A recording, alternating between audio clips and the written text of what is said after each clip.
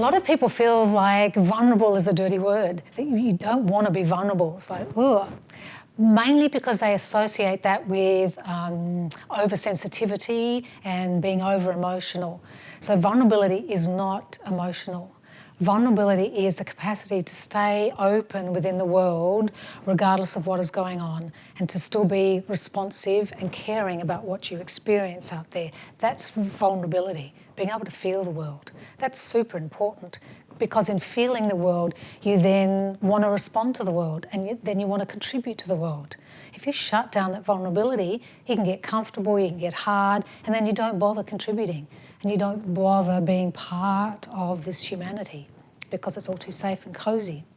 So vulnerability is really important, and it is not oversensitivity. Oversensitivity is when you're just letting the world in and you're getting overwhelmed and it's too stimulating and you're getting super reactive to it all. That's oversensitivity, and it can make a drama in your life. The other extreme is when you go hard and go, I'm not going to be vulnerable, don't want to feel stuff, I'm not going to cry, nothing gets to me, nothing gets in, and I'm not going to feel emotions. That's the other end of the spectrum, and we don't want to be that either. So the two ends of this spectrum, that's not what we're aiming for. We're aiming for in the centre here, where you're open and vulnerable and not reactive, not shut down, but responsive and contributing. It's really hard, it's a bit of a challenge to be vulnerable in the modern world. And I find a lot of people, as they begin to open up their heart, they go through a phase where they're really deeply moved all the time. And it is a little bit overwhelming to start with, as they start to re-feel the world again, because there's a lot there to feel. But it is a beautiful process as they're opening up the heart, just a little overwhelming.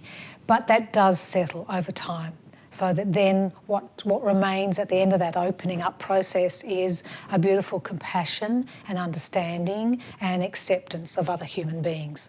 And from there, you can do some beautiful work in the world.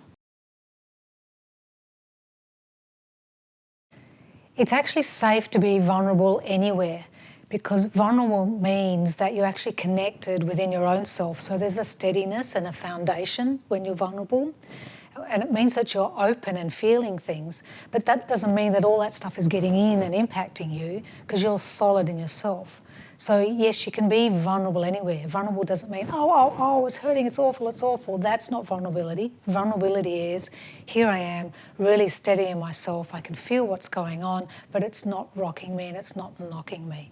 And I can be responsive to it, not reactive to it.